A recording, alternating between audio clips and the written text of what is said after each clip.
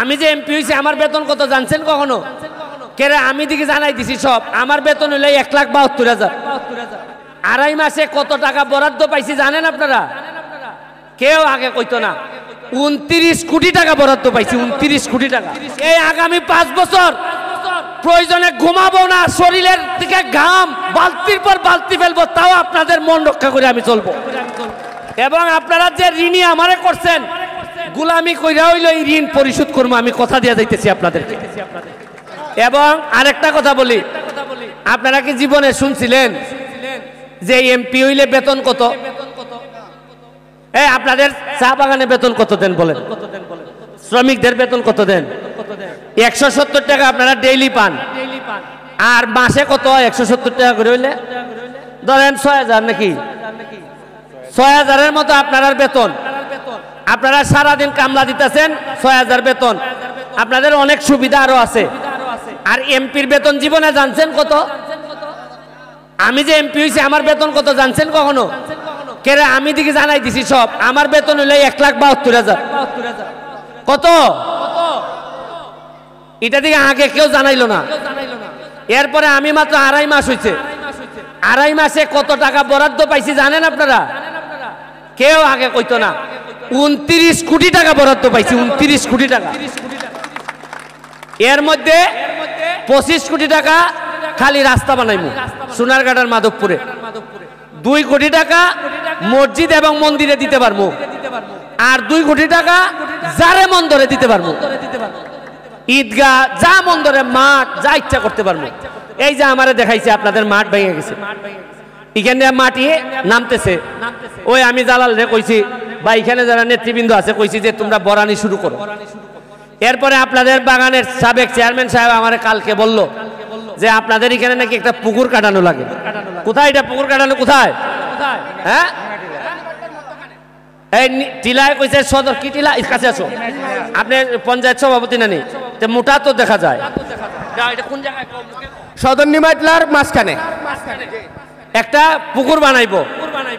আমি বলছি হ্যাঁ, দুর্গা বিসর্জনের জন্য। আমি বলছিলাম যে আজকেই কাজ শুরু করে 1 সপ্তাহের মধ্যে পুকুর হয়ে যাবে, টাকা দিব আমি। এখন এরা আমারে কইতাছে আজকে ঈদের দিন মেশিন আইতো না। এই জালাল মিয়া, কোন দিন আইবো মেশিন? হ্যাঁ, কালকে মেশিন আইবো, 1 সপ্তাহের মধ্যে পুকুর হইব। আগামী সপ্তাহে যেদিন আমি আইমু, আইসা এই পুকুর উদ্বোধন করে যাইব। আরেকটা জিনিস হইল, চা বাগানের শ্রমিক ভাই বোনেরা, একটা কথা মনে রাখেন, আমার লাস্ট কথা, শেষ কথা। আপনারা এইবার আমারে ভোট দিয়া এই ব্যারিস্টার সৈয়দ সাইদুল হক সুমনের যে সম্মানিত করছেন, এই আগামী 5 বছর প্রয়োজনে ঘুমাবো না, শরীরের দিকে ঘাম বালতির পর বালতি ফেলবো, তাও আপনাদের মন রক্ষা করে আমি চলবো। এবং আপনারা যে ঋণী আমারে করছেন, গুলামি কইরা হইলো এই ঋণ পরিশোধ করবো, আমি কথা দিয়ে যাইতেছি আপনাদেরকে। আপনারা ভালো থাকবেন। আজকে গান শুনবো আমরা, এই জন্য সবাইরে বক্তব্য দিতে পারি নাই, ক্ষমা সুন্দর দৃষ্টিতে দেখবেন। এখন আমি আমাদের সভাপতি, আমাদের ম্যানেজার সাহেব, তো ম্যানেজার সাহেব বলার আগে আমাদের যে জাপানি ভাই, জাপানি মালিক ভাই, উনি যেখানে যায় এখানে কিছু না কিছু দিয়ে আসে। কি দেয়? কিছু না কিছু অনুদান দেয়। এখন তোমরা বাগান থেকে কি চাও যে ভাই, 2টা জিনিস, যদিও বাইরে এলাকার না, কি চাও? এই পঞ্চায়েত দিকে আসো, কিতা চাও? একটা জিনিস অন্তত কিছু একটা বরাদ্দ দিবসে কিতা না মন্দির না দিও না, আগে পাঠাতে থেকে গো স্যার। আমাদের সুরমা চা বাগানের ভিতরে আমাদের সদরের মন্দিরটা মোটামুটি শেষের পথে আছে, ওখানে কিছু বরাদ্দ দিলে ভালো হয়। আমাদের 10 নম্বর মন্দির, তো আমি এমপি আছি মন্দির করার জন্য, আমার কাছে অলরেডি মন্দিরের বরাদ্দ আছে। এখন উনি তো পাবলিক, রাস্তাও আমি করে দিব, কিন্তু আমাদের নিমাইটলা এবং সদরে আমাদের 2টা দশাচারী ঘর ছিল। যে আমাদের নিমাইটলা এবং সদরে 2টা দশাচারী ঘর ছিল, এই ঘরগুলি নাই। ঘরগুলি যে কোনো কারণে মন্দির করতে যে আমরা এটা ভাঙা নিছি, কিন্তু জায়গা আছে, আমরা ঘরটা উঠাইতে পারতাছি না। আপনাদের কাছে অনুরোধ, আমাদের সদরে একটা পঞ্চায়েতি ঘর আর নিমাইটলা আপনার একটা ক্লাব ঘর, এই আপনাদের কাছে এটা অনুরোধ। 8 লাখ। দুইটা ঘর করতে 8 লাখ টাকা লাগবে আমারে বলল। আমি তো বলছি যে সরকার যদি টাকা না দেয় আমি ব্যারিস্টার হিসেবে টাকা দিব, তাও অন্তত তোমাদেরকে ফিরাইতাম না। মন্দির তো করাই হবে। এই দুইটার সামাল আগাও আগাও কিতা কয়।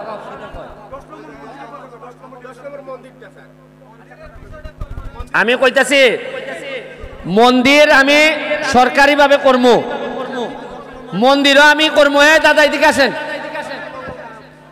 আগে বুঝেন মন্দির যা আছে তা সরকারিভাবে বরাদ্দ দিয়ে আমি করব। এখন একজন ভদ্রলোক আইছে যে এমনি কিছু সাহায্য করব, এইটার জন্য এরা বলছে যে ক্লাব ঘর করার জন্য। আপনার কোনো বক্তব্য আছে?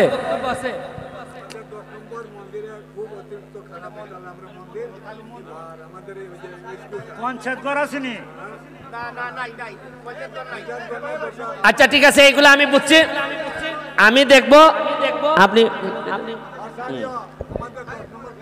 আচ্ছা মাঠ যা লাগে আমি এগুলা করে দিব। এখন আমি মালিক ভাইরে বলতেছি, মালিক ভাই যা খুশি আপনার, আপনি এই সুরমা চা বাগানের জন্য যা খুশি আপনি একটু বলবেন।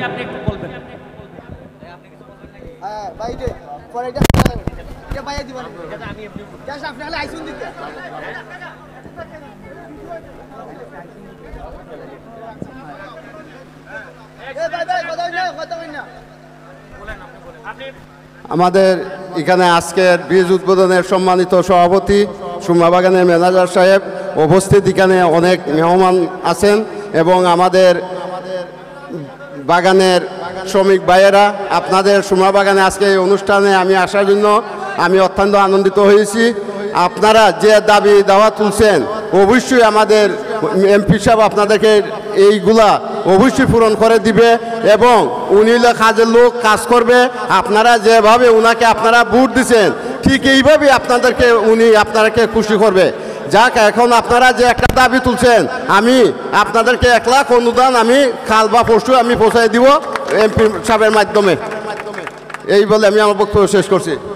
দেখেন মালিক জাপানিরে কইছিলাম 50,000 দিও, বেটা কানে কানে কয় কেমনে দিব 50,000, শরম লাগে 1 লাখ কই দিব, বুঝছেন? আর অন্য কেউ 50 কইলে কয় 10 10 10।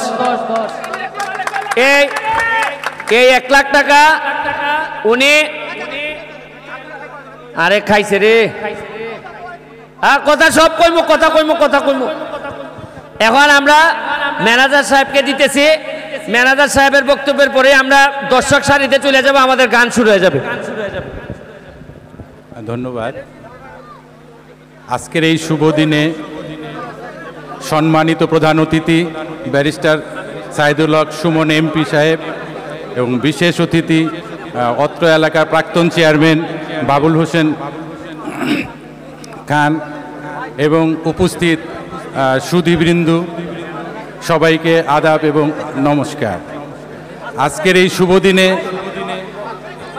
এমপি সাহেব যে নতুন বৃষ্টি উদ্বোধন করলেন তার এই উন্নয়নের ধারা অব্যাহত থাকুক এই প্রত্যাশা নিয়ে আমি আমার বক্তব্য শেষ করছি।